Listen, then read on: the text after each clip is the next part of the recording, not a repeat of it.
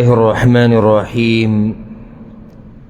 الحمد لله رب العالمين، والصلاة والسلام على أشرف الأنبياء والمرسلين نبينا محمد وعلى آله وصحبه أجمعين. أما بعد، سوالات و جوابات بدي مباركة سلسلة کی دا اللہ رب العزت بتوفیق سره دا زمونږ 152 ناسته ده،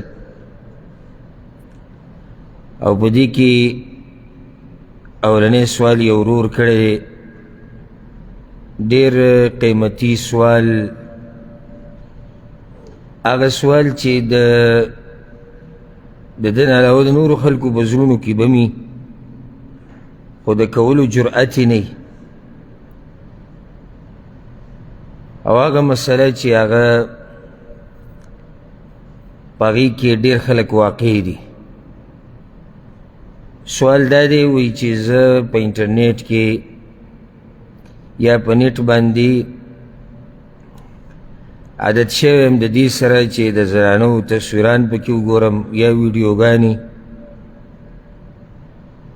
او دا کار په زړه کې ویم چې دا کار غلط دی، خو بس ځان ترې بندولی او منع کولی نشم. نو طریقه به څه وي چې زه دا پرېږدم؟ جواب نه مخکې دا خبره، دا سوال دلالت ضرور په ایمان باندې کوي چې دی غم ورسره دی چې زه یو غلط کار کې واقع یم، او دی ښه دی د هغه خلکو نه چې په دې ګناه کې واقع دي او ځان یې په زور یا غافله کړی دی، او یا بوله څه لار ګوري، څه دلیل د هغې د لاسه به ورته دا کار جایز ښکاري. یعنې دا درته یقیني خبره وکړم چې په دې ګناه کې به ډېر خلک واقع وي، په دې ګناه کې به ډېر خلک خصوصا ځوانان هلکان او جنکۍ هغه به په دې کې واقع وي. وجه دا ده چې پخوا یا نږدې وخته پورې، پخوا غټه خبره، نږدې وخته پورې به چا چېرته یو تصویر کتو یا یو فلم یا غلطه رابطه، نو د هغې دپاره به ډېر یو کوشش کوو، یو لار به یې لټوله، نو کله به په هغې کې کامیاب شو، کله به ناکامه شو. اوس خو موبایل کې ورسره هر څه دي، نو چې د الله نه یره نه وي نو دته هر څه نږدې دي، او چې د الله نه یریږي نو هر څه ترې بیا لرې دي اگر که نږدې دي. افسوس په دې خبره باندې سړي له ورشي چې کله بعض هغه خلک چې هغه پکې لا دا دعوه هم کوي چې زه دیندار یم، او هغه هم په دې مرض کې اخته وي، او هغه پکې لا دا دعوه هم کوي چې نه نه جي موږ خو ځان له څوک یو. دا فتنه عامه شوې ده. څه کول غواړي نو اولني دا خبره یاد ساتل پکار دي چې د توبې دروازه دا الحمدلله کولاو ده هغه وخت پورې چې نور راوخیږي د مغرب نه او د ساه وتو پورې. نو اولنی کار به دا کوي هغه انسان چې په دې ګناه کې اخته دی چې هغه به توبه وباسي، الله ته به واپس شي، چې دا ستا ذهن کې چې هر څه تا سره حساب کېږي، بیا به ته دې ګناهونو نه ځان لرې ساتي. إن السمع والبصر والفؤاد كل أولئك كان عنه مسؤولا، سورة بني إسرائيل کې الله د دې غوږ سترګو د دې هر څه باره کې به تپوس کړي، داسې نه چې تا څه واورېدو او قصه ختمه شوه یا څه دې وکتو خبره لاړه ختمه شوه. او دا ډېره د یرې خبره د امام بخاري دا حدیث راوړی دی، پیغمبر صلی الله علیه وسلم وایي والعین تزنی وزناها النظر، او سترګم زنا کوي او د سترګو زنا نظر دی، کتل دی حرامو ته. زنا عام چې کله زنا ویلی چې سړي ذهن دې ته لاړ شي چې یاره یو سړی د ښځې سره میلاویږي او دا ښځه د دپاره حرام وي او دی ورسره کوروالی کوي. یو دغه زنا د عورت زنا ده، یو زنا د سترګو زنا ده. او هغه خلق به دې زنا نه ساتلی شوي چې من رحمه ربي، چې الله پرې رحم کړی. سبحان الله د سره د بعضو ته ګوره دا محسوسیږي نه او نو ته دا ګټه ښکاري چې زه په زنا کې واقع شوی نه دا خو یې نټ کې ما کتو حرام څه دي حرام څه دي بارک الله فیک حرام دا دي چې ښځې سره میلاو شي مخامخ او ورته ګوري دا حرام نټ کې ګوره اوس که چا سره په دې څه دلیل چې دا پکې جایز دي وایي موږ ته به وښایي چې نه نیټ کې کته جایز دي تصویر کې کته جایز دي البته مخامخ که یو زنانه روانې نو بیا ورته مه ګوره بیا به دې ځان لرې ساتي دا هم زنا ده د سترګو زنا ده ناولنی کار توبه ویسته دي په توبه کې به یو څو خبرې لازم دي د ټوکو توبه به نه وباسي داسې په جواب باندې د ډېرو دي چې زه توبه وباسم توبه هغه توبه چې شریعت یې زموږ نه غواړي او هغه الله قبلوي د هغې دپاره اهمه خبره دا ده چې دا ګناه به فی الفور پرېږدي دا نشته چې ما توبه ویستې ده او ګناه کې لالیګیا یم نه ګناه به په هغه ټیم پرېږدي د الله د یېرې د لاسه نو دویم به دا کار کې چې دا څه چې دي کړي په دې به خپه په دې به پښیمانې د مرګه پورې د مرګه پورې چې کله هم تا ته دا رایادېږي چې تا یو وخت کې داسې کار کړی دی او ته سخت په دې باندې غمجن او خفه شي چې یاره دا کار ما ولې کوو دا پکې اهمه خبره نو د هغه خلکو باره کې به څه وایي چې تا ته قیصه راوالي چې ما به دا کار کوو د فخر په دغه یو ګناه به وایي موږ چې ځوانانو که نه او موږ به پلانې کار چې کوو هغه به یو ګناه رایادوي نو ګوره د الله نافرماني دې وکړه نو اوس خلکو ته رایادوي یعنې فخر پرې کوي چې سبا الله تعالی ووایي چې زما دې ونه منله بیا د خلکو ته هم بیانوله مؤمن خو د خپلو ګناهونو د لاسه ویلې کېږي دا زړه یې جاړي په مخه چې آخر ما نه ولې دا ګناه شوی ده دا دویمه خبره پکې ده درېیمه پکې دا ده چې ستا پوخ یقیني او عزم دې پوخ کړی چې زه به دا ګناه بیا نه کوم نو څو خبرې شوې درې ورسره څلورمه دا کوي توبه د الله ده پر هغه ملک سات مخکې وي په اوله کې موجود سړی توبه وباسي الله دې یاري نو توبه د الله دپاره ګناه به پرېږدي ګناه باندې پښیمانه پوخ عزم اراده به دي چې بیا به دا ګناه زه نه کوم دا نصیحت دی دې ورور ته او د ده پېژنه چې څوک په دې ګناه کې واقع دي نو هغوی دې دپاره څه وظیفه دا وظیفه ده که توبه وظیفه ده د ټول نه اوچته وظیفه ده په دې باندې ګناهونه بخلی کېږي نو توبه ورپسې دعاګانې ډېرې غوښته چې یا الله د ګناهونو نه مې وساته ځکه چې حدیث کې راځي چې دا زړونه د الله په دوو ګوتو کې دي چې څنګه اړی او کم طرف ته اړی هغه طرف ته یې واړی نو هغه رب ته ووایه کم رب چې د زړونو مالک دی هغه ته وجاړه هغه ته فریاد وکړه ما یو خبره دا ملاحظه کړې ده چې دا بعض ملګري د علماو نه تپوسونه کوي چې ما نه ګناه کېږي زه څوک دا ښکلی تپوس دی خو د یو غټې مسلې نه دی غافله وي چې الله ته ووایه وایه یا الله دې ګناه نه ومنع کړه یا الله ما له طاقت د ګناهونو مه راکوه نو دریم کار به ورسره دا وکړي دریم کار اذکار د سحر ماښام د فرض مانځه نه بعد مسنون اذکار په مخه وایه نو چې کله جبه ستا د الله په ذکر عادت شي دا سړی رب العالمین د ګناهونو نه بیا لرې ساتي بل کار به دا وکړي چې مانځه اهتمام به ډېر کې او مونځ یې هغه مونځ چې کوم زموږ نه الله غواړي په صحیح طریقې سره الله وایي ان الصلاة تنهى عن الفحشاء والمنکر مونځ سړی د فحاشۍ نه منع کوي اوس ضروري چې زه د فحاشۍ نه منع کېدل غواړم بس مونځ ډېر کوه فرض مونځ په خپل وخت کې د جمع سره نارینه دپاره او نفلي مونځونه ورسره هم کوه تهجد کوه د ساخ مونځ کوه عام نوافل کوه د مانځه سره چې کوم سنت یې هغه کوه اهمه خبره دا به اخرنی ذکر کو ځکه خبره برانه به ډېر اوږده شي دا خو داسې مسله ده چې الحمدلله ما په دې باندې ډېره زیاته خبره کړې ده او اکثر خو موږ کوشش کوو چې هر درس کې اشاره وکړو فتنه عامه ده غټه خبره ځان له نیکعمله ملګري وګوره یو داسې معاشره چې جوړه شي چې هغه د دیندارو خلکو وي نو بیا سړی د ګناه کولو موقع ورته نه میلاویږي لکه ته دیندارو خلکو سره کینې پاسې یو خو ته دا ګناه کولی نه شي دې ته ته پته لري چې زه چې کومو خلکو سره کینم که معاشره کې هم دا د دیندارو خلکو معاشره دلته دا کیسې نه چلي دویمه او که چېرته دې ګناه وکړه دا نیکان ملګري به دې منع کړي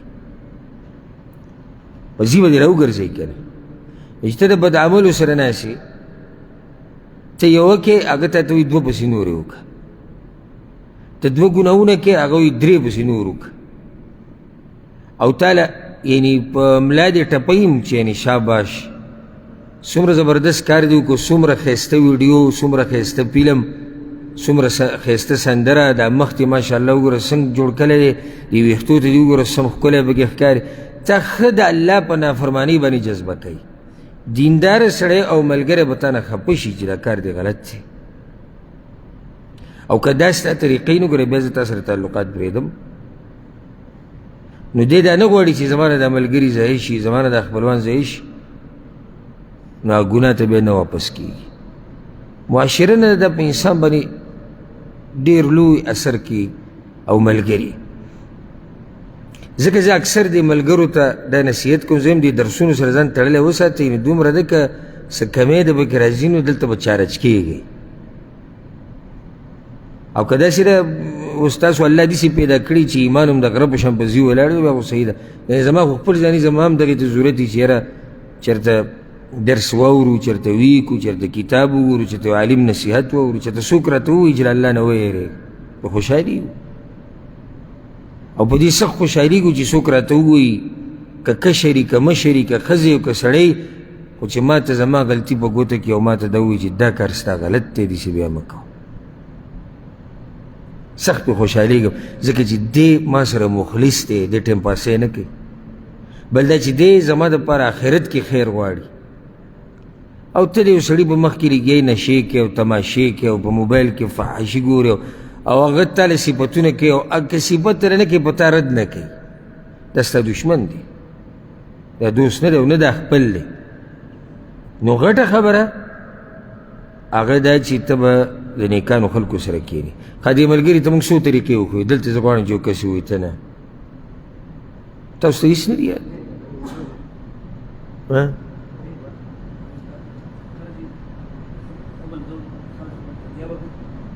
ښه ملګرو سره ناسته پاسته خو دغې کې رالو چې ناکاره نه به ځان لرې ساتي بله توبه به وباسي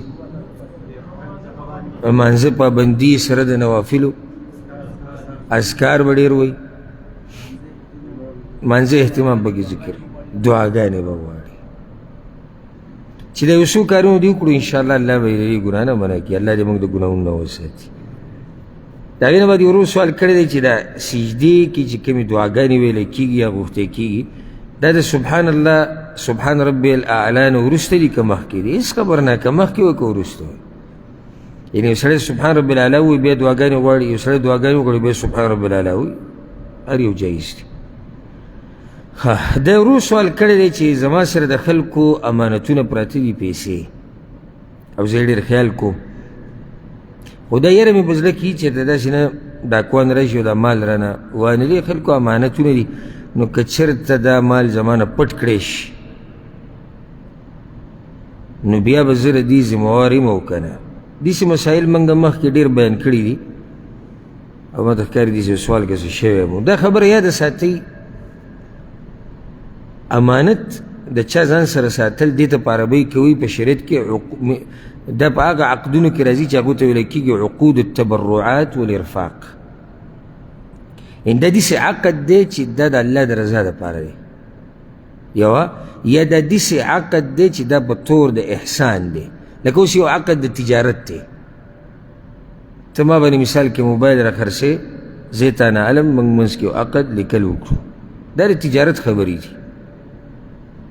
بیا پسې داسې څلور لین دینونه ډېر دي، خو دا عقد د امانت ته چې کوم دی دا په طور د احسان دی.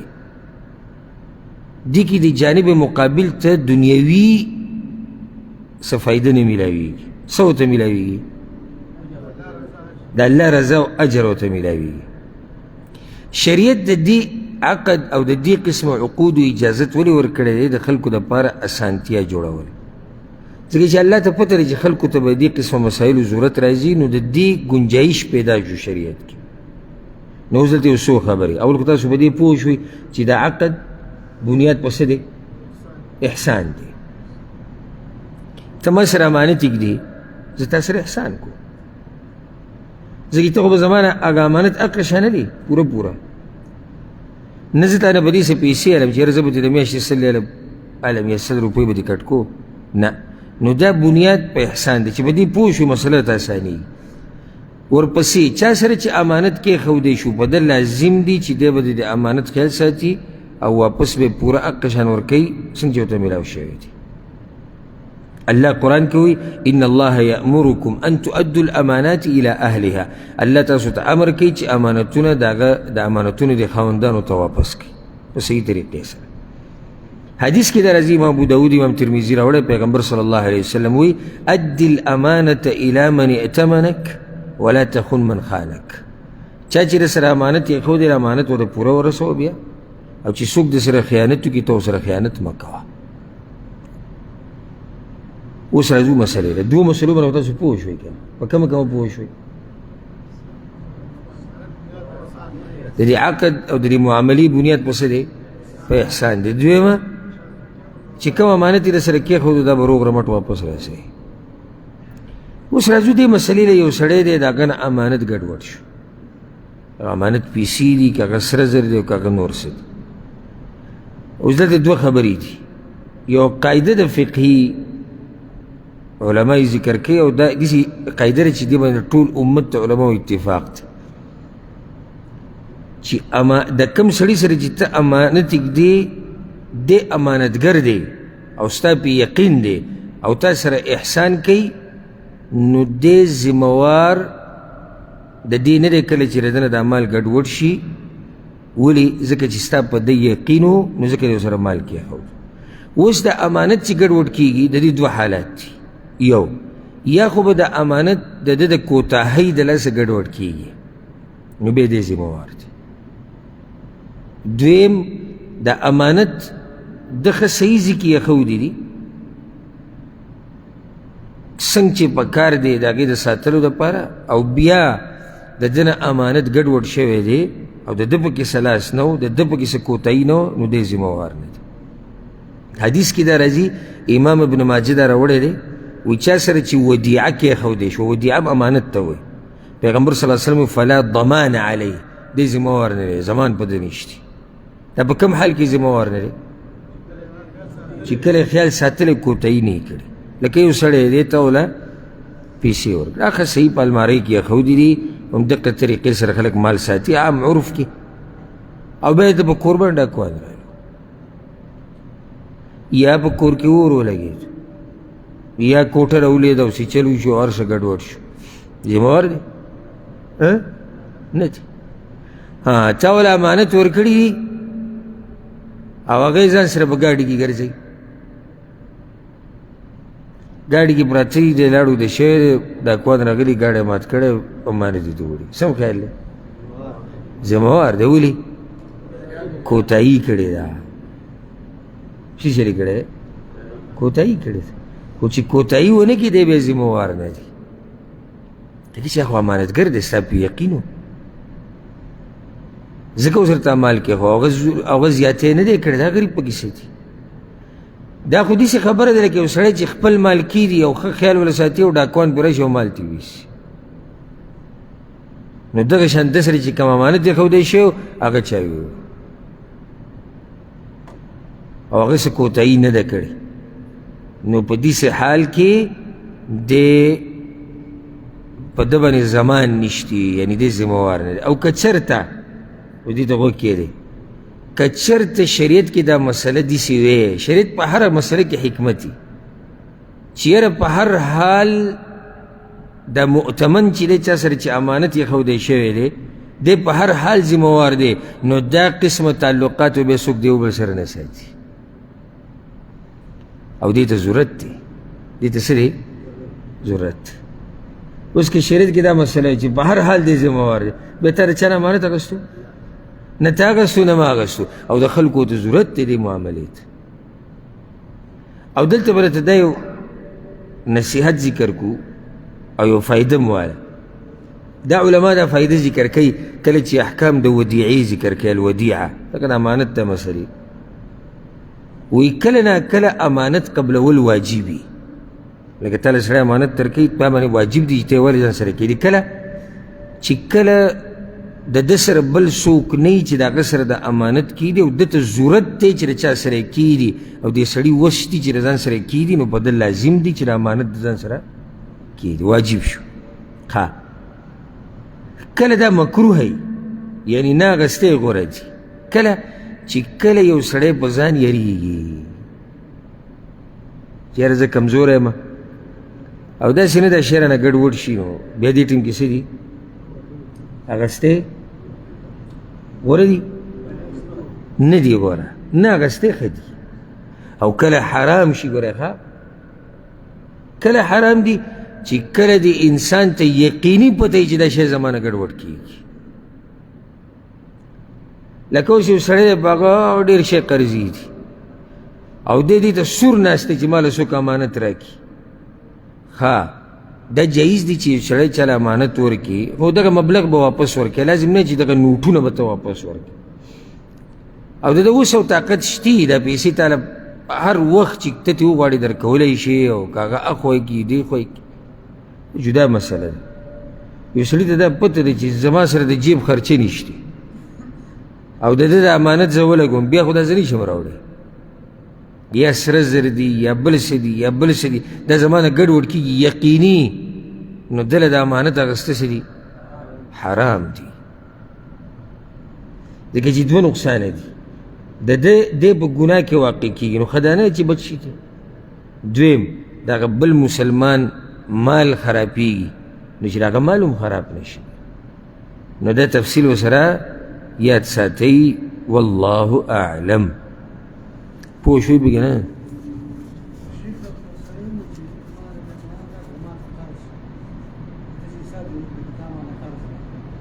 نه نه صفا خبره به کوي، د قرض و معامله جدا ده، د امانت جدا ده.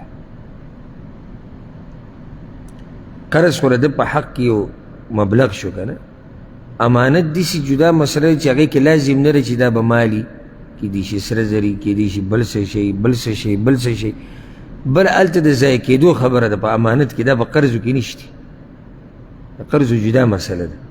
نو چې کومه معامله کوي چې د هغې نوم واخیستی شي. پوه شو که نه؟ دا بعض خلک دا اصطلاح استعمالوي، لکه چا له قرض ورکوي که نه وایي ستا امانت، لکه دا امانت والا. نو امانت ګورې په بعضو احکامو کې هغه جدای، هغه مسله جدای، د قرضو جدای. پوه شوې نو چې خبره بالکل واضحه دا اول سر نه، او د مؤمنانو معاملات چې دا واضحه دا داسې نه وي چې سبا له پکې څه شک او شبهه راوځي. درس بعد به تپوس وکړو، زه ته وکړه مختصر وکړه، ځکه که داسې درس منځ کې گنجایش ده، حاجي صاحب مشر دی، د ده لپاره استثنایي حالات دي، او که داسې منځ کې گنجایش شي نو زه به مخکې لاړ نه شم. دا ورو سوال کړی دی، ډېر ناشنا سوال یې کړی دی، او چې څوک پرې نه پوهېږي په هغه باندې سر چورلی. سوال دا دی، په غور سره یې واورئ. یوه ښځه ده، هغې د یو سړي سره واده وکړو او د دغه سړي نه بچی پیدا شو، او د دغه بچي سره بل یو ماشوم په یو ځای وسکو. ډېر ځله مور یې وایي دغه زنانه وایي چې ډېرې پیرې پیس کړي دي، بیا دې خاوند له طلاق ورکړو.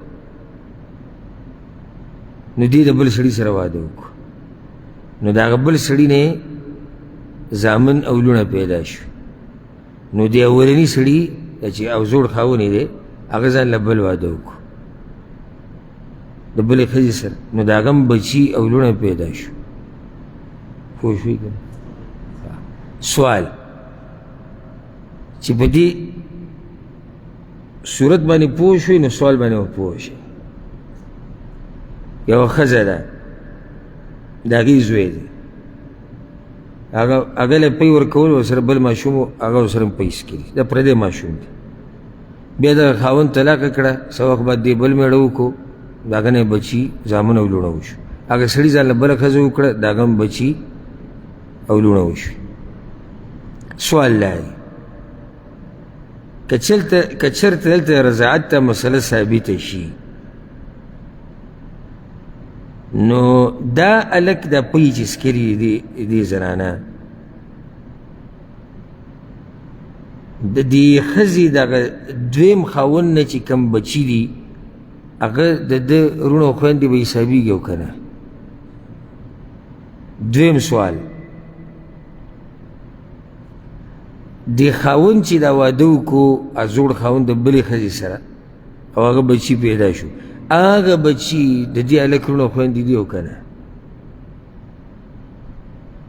دریم سوال، کومې زنانه چې پی ورکړي دې ماشوم له د دې زنانه وروڼه دي او خویندې دي، خو صرف د پلار د طرف نه، مور او پلار کې شریک نه، صرف پلار کې شریک دي، نو دغه وروڼه او خویندې د دې هلک ماماګان او تروریانې به حسابېږي او که نه؟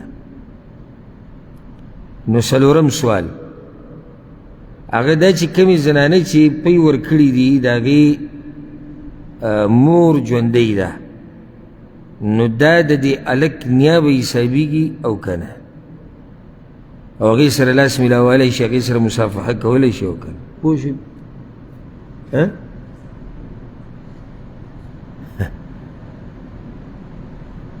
ځکه موږ دا خبره کوو چې علم زده کول دا ګران کار هم دی او دا اسان کار هم دی. لکه یو سړی به راشي څه معمولي غونته کې یو فن یو تجربه یو لوبه به یې زده کړي، هغه به یادې رایادوي، موږ پکې دا چل کوو، موږ پکې دا وکړو، موږ پکې دغه وکړو. دا یاده کوي دا خبره چې الله پیغمبر ته انا سنلقي علیک قولا ثقیلا، موږ ای پیغمبر تعالی ډېره درنه وینا به درکوو. دا دین زده کول ګران دي او اسان دي هغه چا ته چې الله یې ورته اسان کړي، او الله هر چا ته نه اسانوي، الله یې اساني هغه چا ته چې کې اخلاصي محنتي کوشش. دا علما چې تاسو به دې منبرونو باندې ناستي نه یو ولاړي نه، دا ډېر لوی خلک دي زموږ په منځ کې چې د امت دا مسلې حل کول قرآن او حدیث په رڼا کې او دوی له فتوې ورکول اسان کار دی؟ اسان کار دی؟ ګران کار دی.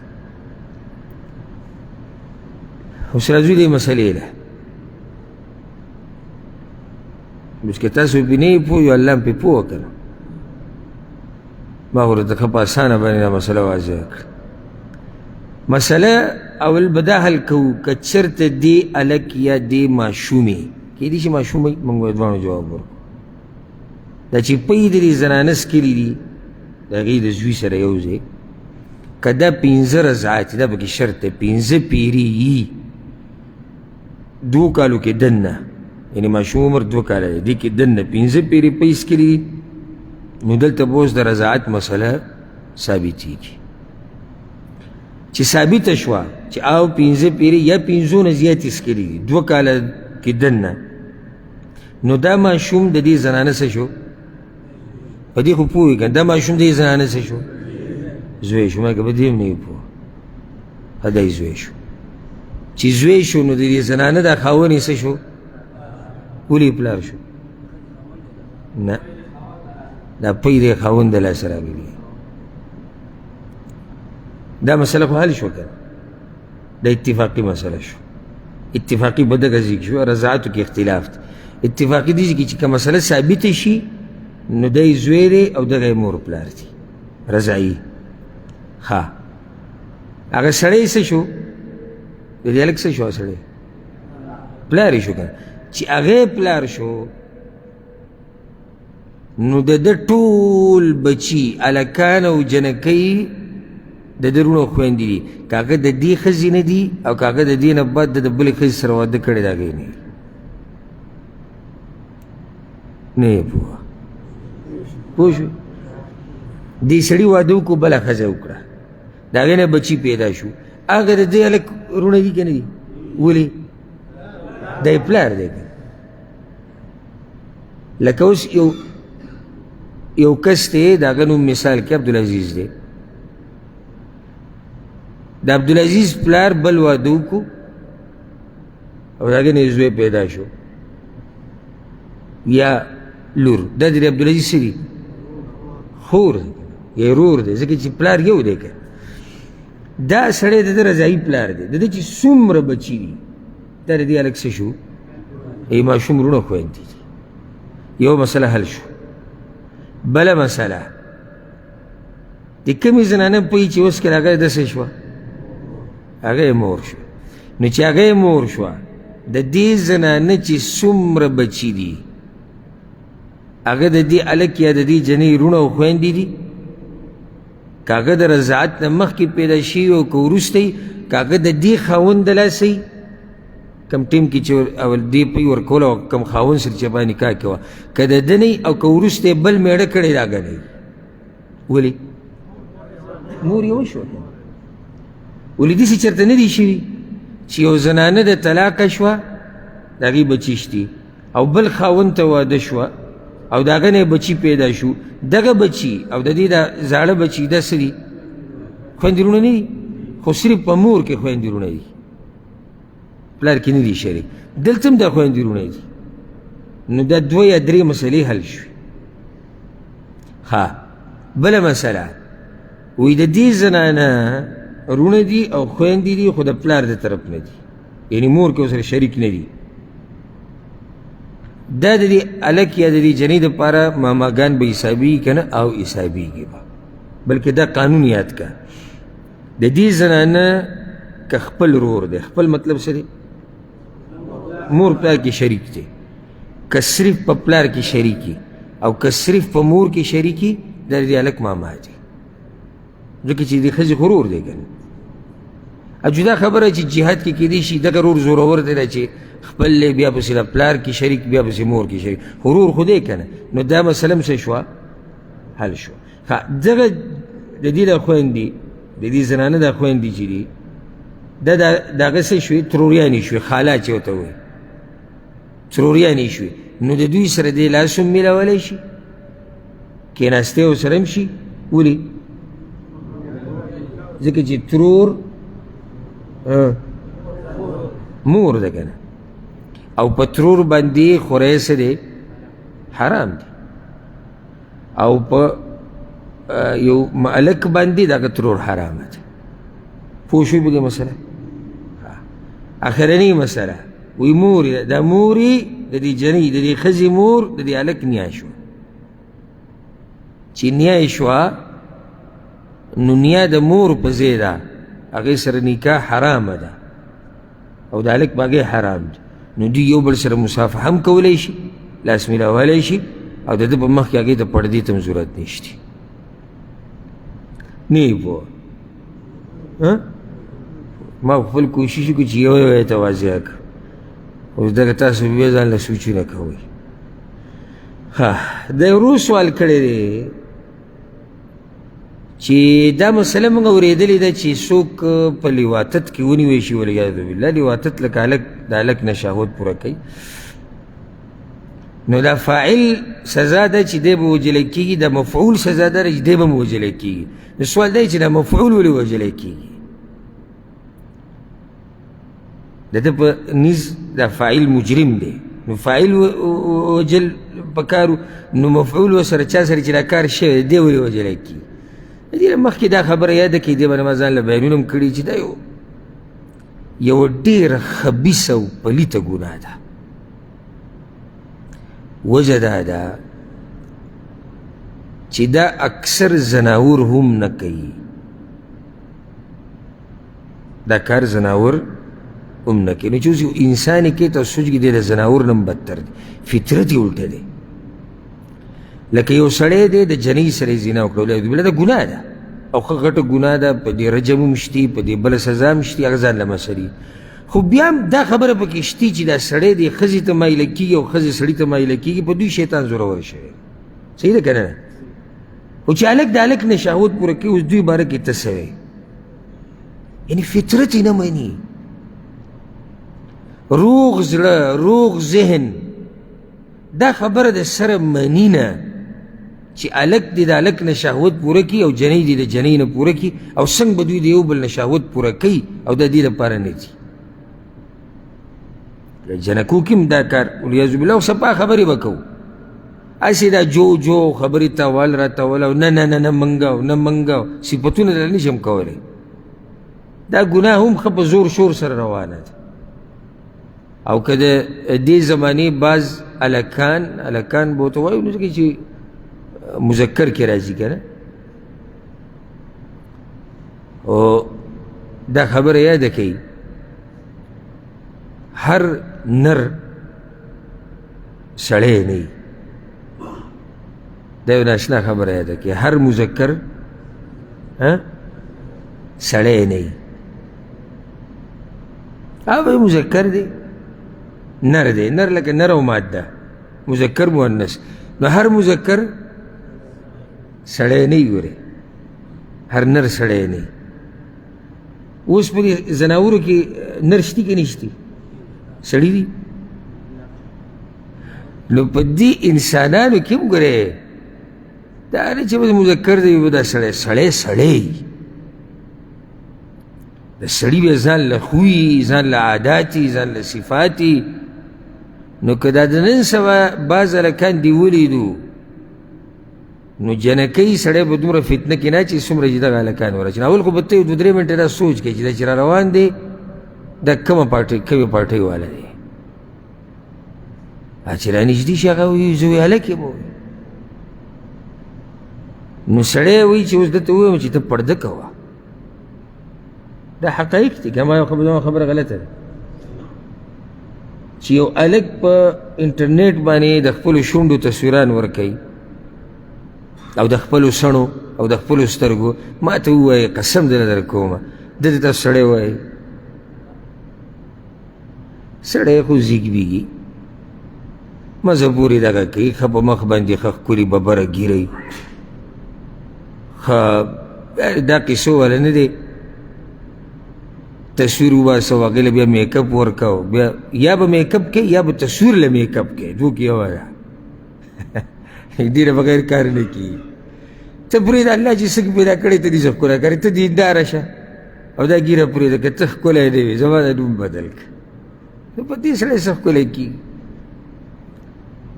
نو دا هلکان دا چې دا قسمه هلکان دي دوی په فتنه کې بعض خلک یې ورچولي دي چې زنانه دومره سړی په فتنه کې نه ورچي څومره چې دوی ورچي.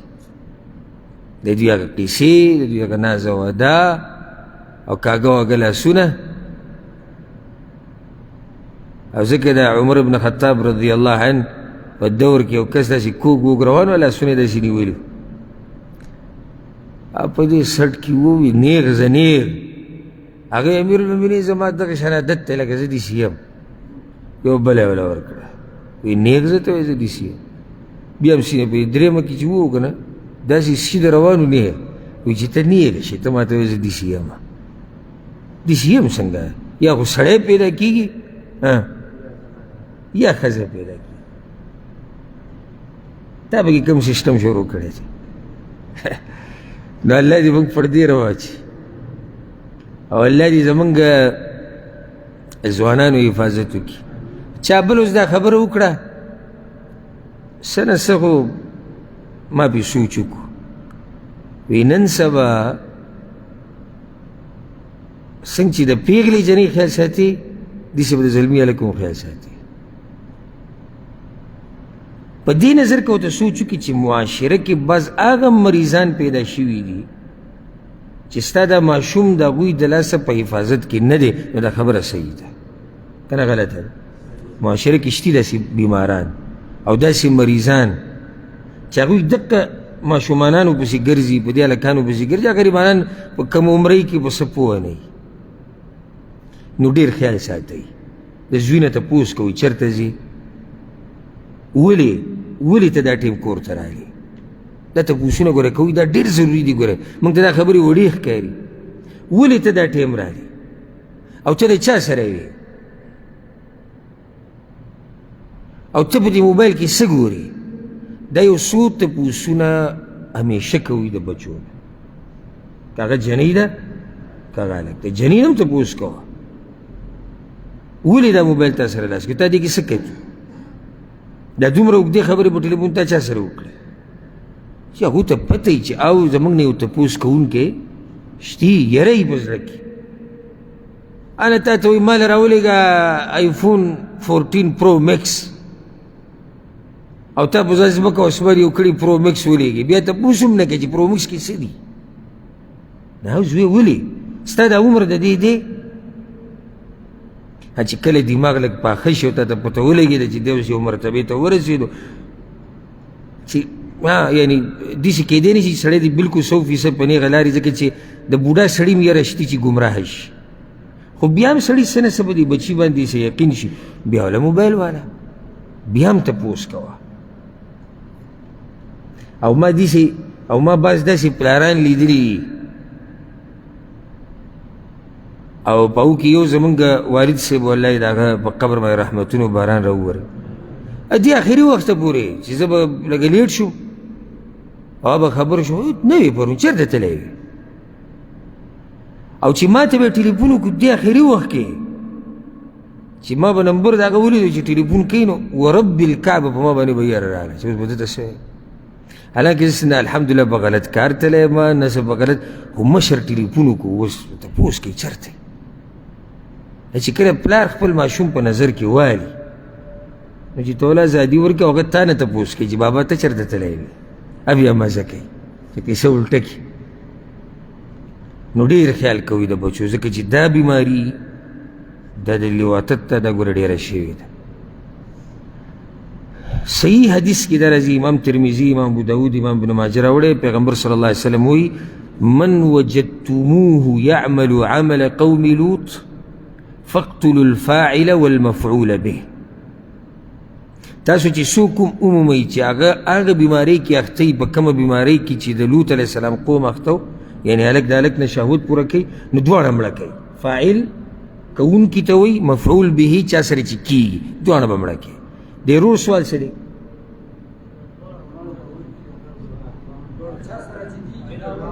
دی ولې وجلی کېږي؟ سوال دا دی.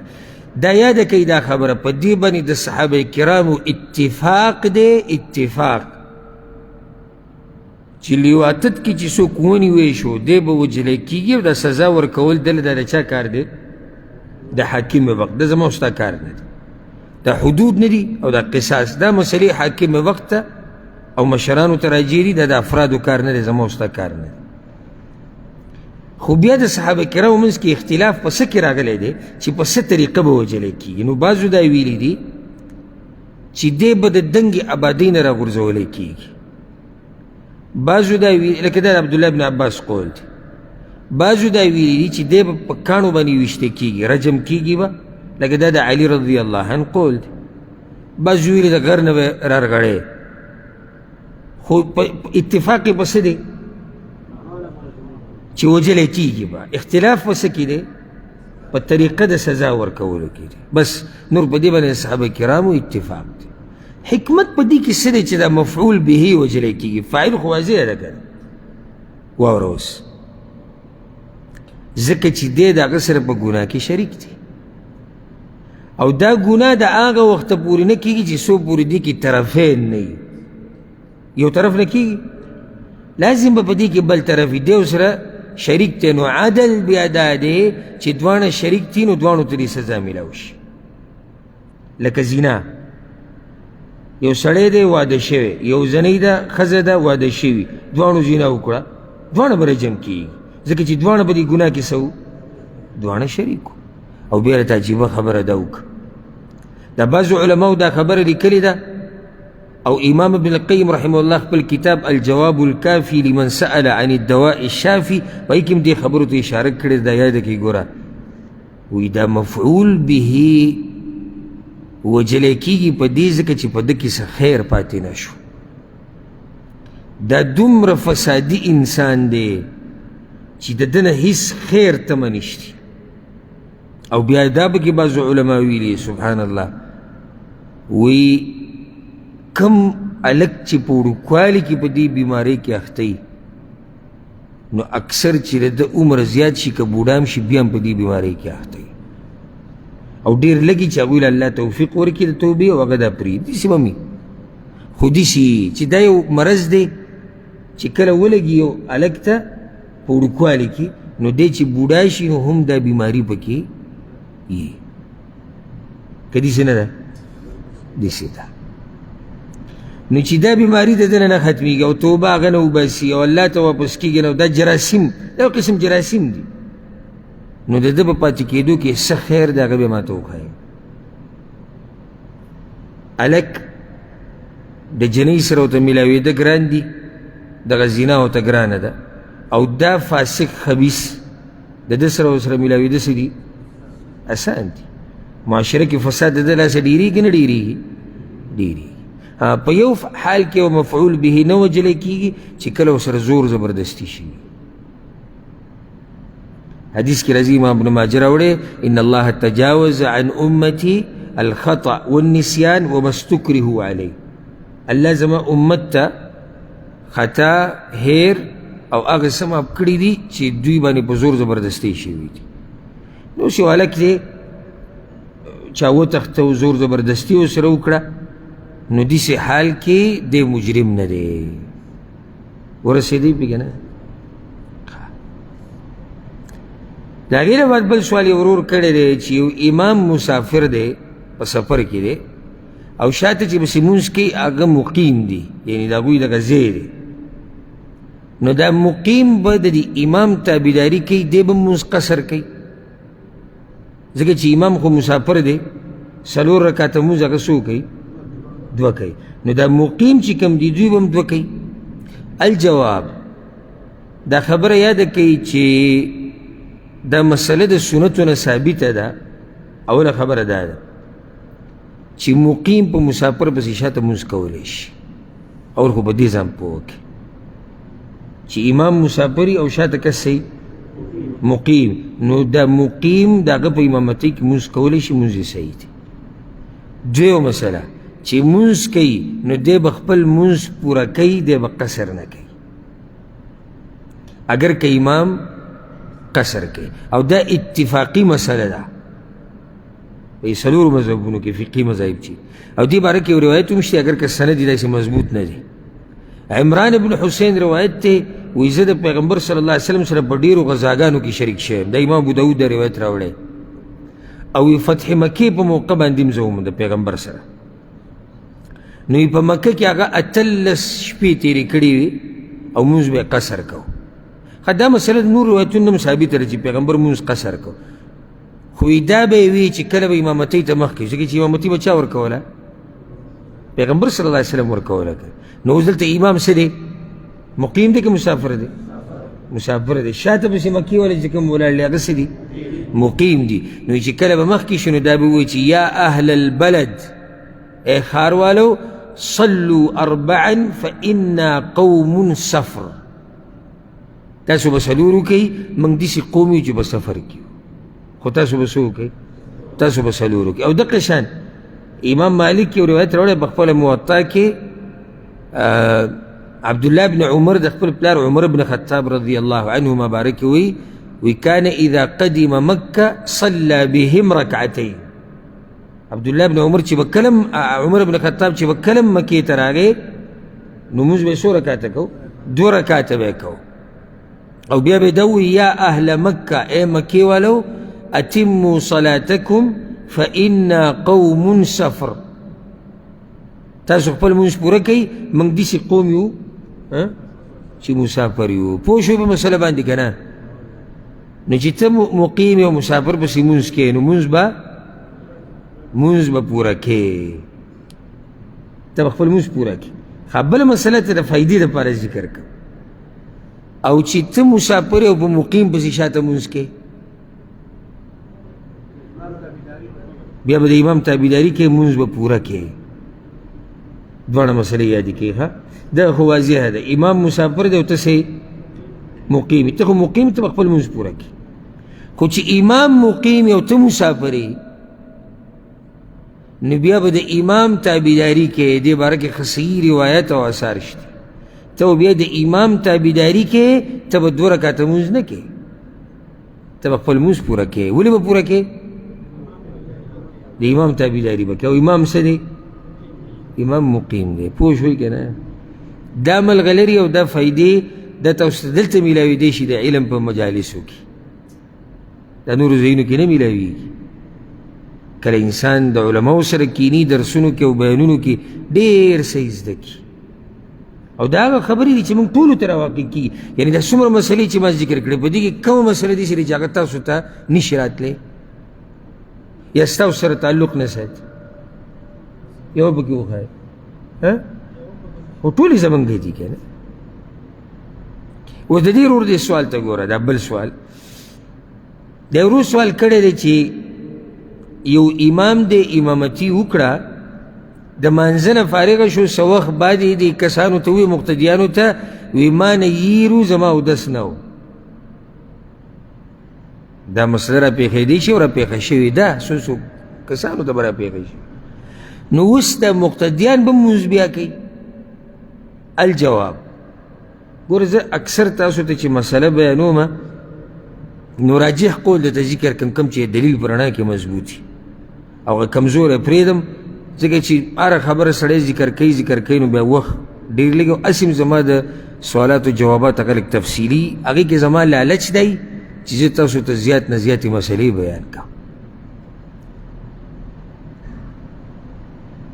لکه اوس دې ورور دا تپوس کړی چې مقیم مسافر پسې لمونځ، ما تاسو ته داسې ویلی شو چې لمونځ به پوره کوي او خبره ختمه شوې، خو نه دلیل، حکمت او د دې په شان بله مسله. دا صرف دې دپاره چې ستاسو علم کې اضافه راشي او تاسو فایده وایي. ځکه چې دلته ناست دې دپاره نه یم چې د ډېرو سوالونو جواب وکړم. زه ناست دې ته یم که زه یوه خبره م بیانوم خو چې تاسو پې څه شئ پوه شئ. نو دا ورور وایي چې اوس به دا خلک څه کوي؟ الجواب چې څوک یو چاله امامتي ورکړي او بیا هغه ته وروسته پته ولګي چې زما اودس نه و، نو د مقتدیانو لمونځ صحیح دی، د مقتدیانو لمونځ صحیح دی. حدیث کې هم راځي پیغمبر صلی الله علیه وسلم د هغه ائمو باره کې خبره کړې ده چې د هغوی لمونځونه ګډوډ دي، نو پیغمبر صلی الله علیه وسلم وایي هغه په هغوی وبال شو او ستاسو لمونځونه وشو. د امام لمونځ باطل شو. ولې باطل شو؟ اودس یې نه و. د مقتدیانو لمونځ څه دی؟ صحیح دی. دا د صحابه کرامو نه دا فتوا رانقل ده، لکه عمر بن خطاب، عثمان، علي بن ابي طالب، عبد الله بن عمر رضی الله عنهم، او همدقه د امام مالک او د امام شافعي قول هم دی. یو روایت کې راځي چې عمر بن خطاب رضی الله عنه یو پیر د سحر د منځه امامتي ورکړه، بیا چې راغی ویې کتو نو د کپړو ته چې وکتو نو احتلام یې پکې ولید، احتلام اثرات، فاعاد ولم یعیدو. نو هغه لمونځ بیا وکړو او خلکو هغه لمونځونه بیا ونه کړو، د مقتدیانو لمونځ وشو، د ده لمونځ هغه نه دی شوی. عثمان رضی الله عنه باره کې راځي چې هغه د سحر لمونځ هغه امامتي ورکړې وه، او وایي چې کله ورځ ښه بلها وخت تېر شو فاذا هو باثر الجنابه، هغه د جنابت اثار ولیدو، فاعاد الصلاه، لمونځ یې بیا وکړو او خلکو ته یې ونه وایي چې لمونځ بیا وکوئ. علي بن ابي طالب رضی الله عنه دا خبره کړې ده، وإذا صلى الجنب بالقوم فأتم بهم الصلاة، یو سړی د جنابت په حالات کې دی، ییر دي تی او امامتي ورکړه، لمونځ یې پوره کو، نو زه ده ته دا ویمه د امام ته چې لاړ شه غسل وکړه او دا لمونځ بیا وکړه، او دغه مقتدیانو ته نه ویم چې تاسو مونځ بیا وکئ. عبدالله بن عمر رضی الله عنه مبارک راځي چې هغه یو پیر امامتي ورکړه، ثم ذکر انه صلى بغیر وضوء، بیا ورته رایاد شو چې ما خو چاردام نه و کړی، فاعاد ولم یعیدو، هغه هغه مونځ بیا وکړه او خلکو ته بیا ونه وایي تاسو مونځ وکړئ. نو دې نه څه ثابته شوه؟ امام به بیا کوي، مقتدیانو مونځ څه دی؟ صحیح دی. ښه په یو حال کې مقتدیان به بیا کوي، دا مسله مې پیر بیان کړې وه. بارک الله فیک. چې کله دې خبر شي، یعنی امام ورته ووي چې زما اودس څه دی، یا دې خبر شو، امام ورته نه دی ویلي، دې په څه طریقه خبر شو چې دا اودس روغ نه دی او بیا پسې مو ولاړ دی، دا اوس دې قصدن عمدن ولاړ دی. پوه شوې په دې مسله؟ والله اعلم. دا ورو سوال کړی دی او ډېر ناشنا سوال یې کړی، دا به اخرنی سوال والو. وی ما یو بیان کې تاسو نه اورېدی، تاسو حدیث بیانوه به کې دري چې پیغمبر صلی الله علیه وسلم ویرېدو چې که څه قیامت راغی. نو سوال دا دی چې رسول صلی الله علیه وسلم څنګه یریدو چې قیامت راغی او د قیامت هغه نښې او هغه خو لا نه یې راښکاره شي او هغه نښې ذکر کړي. داسې سوال هغه سړی کولی شي چې څه سوچ کې خبره، ډېر ښکلی سوال دی چې رسول صلی الله علیه وسلم څنګه یریږي چې قیامت راغی او علامات له راښکاره شوي نه دي پوره. جواب: اول خو دا خبره ټولو ته معلومه ده چې د قیامت ته راتلو وخت د صرف یو الله ته پته ده، بل چا ته پته نشته. قرآن کې ځای په ځای دا خبره شته. جبریل علیه السلام چې راغلی او پیغمبر نه تپوس وکړو متى الساعه، نو هغه ورته وویل څنګه چې تا سره علم نشته دی زما سره نشته. خو بعضو روایتونو کې دا شته چې پیغمبر صلی الله علیه وسلم یېرېدلی و چې قیامت که څو راغی، لکه هغه حدیث چې په هغې کې د صلات الکسوف واقع دغه نور چې تور شوی و، هغه روایت په صحیح بخاري سے مسلم کې زه پوره نه ذکر کوم، خو په هغې کې دا د ابو موسی اشعري رضی الله عنه وی کله چې را نور تور شو، فقام النبي صلی الله علیه وسلم فزعا، پیغمبر صلی الله علیه وسلم ډېر په یره کې پاسېد ولاړ منځه ته، یخشا ان تکون الساعه، په دې یره کې و که څو قیامت راغی. نو اوس د یرور دا سوال راځي چې څنګه هغه په دې کې ویرېد چې قیامت راغی او د قیامت خو ډېرې غټې نښې ځکه پیغمبر ذکر کړي دي او هغه له راښکاره شوي نه دي. نو جواب د دې علماو په یو څو طریقو سره کړی دی. یو جواب بعض علماو دا کړی دی، وی دا د راوي وایي، د صحابي وایي چې د پیغمبر که څه دا ګمان و چې قیامت راغی، خو د پیغمبر دا یره نه وه. دا خبره د چا ده؟ دا د راوي ده. دا یو جواب کوي. خو د دې نه ښکلی جواب چې زما په زړه مطمئن کي هغه دا دی چې کومو حدیثونو کې چې دا قسمه خبر راشي او دا حدیث صحیح، نو د هغې جواب به دی چې د دغه وخته پورې پیغمبر صلی الله علیه وسلم ته د قیامت علامات ټول نه وو ښوی شوي. پوه شوي که نه؟ ځکه چې په یو ځای خو هره مسله پیغمبر ته نه ده بیان شوې که نه. نو پیغمبر صلی الله علیه وسلم ته مثال لکه یو دا نښه بیان شوې وه چې د پیغمبر راتله د قیامت نښه ده. بعض یو څو نښې نورې چې هغه ولیدي او نور ورته لا بیان شوي نه دي چې دجال به راځي او یاجوج و ماجوج به او دا به دا ورته لا بیان شوي نه دي، نو هغه ویرېدو که څو قیامت راغی. دا جواب تسلی بخش دی که نه؟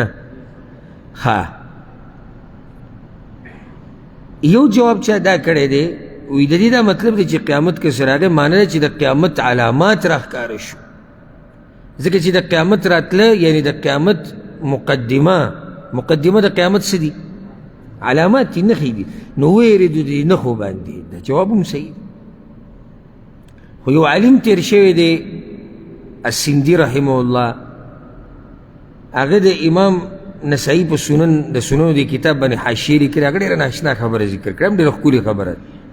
کله چې دا روایت راوړي که چې یخشا ان تکون الساعه، پیغمبر ویرېدو چې کیدی شي قیامت وي، نو هغه لاندې ورسره لیکلي دي، وضاحت یې کړی دی، وایي کله نا کله د یرې د لاسه د سړي نه خبره یېره شي. دا ډېره ښکلې خبره ذکر کړې که نه؟ یعنې پیغمبر صلی الله علیه وسلم دومره ویرېد چې څه ته یېر شو، چېرې علامات به راځي او قیامت به راځي او هغه ویرې چې قیامت راغی. دا جواب ښکلی جواب دی. نو په دې سره د اشکال څه شو؟ ختم شو که نه؟ اشکال شته نشته الحمدلله اشکال، او په دې باندې به اکتفا وکړو.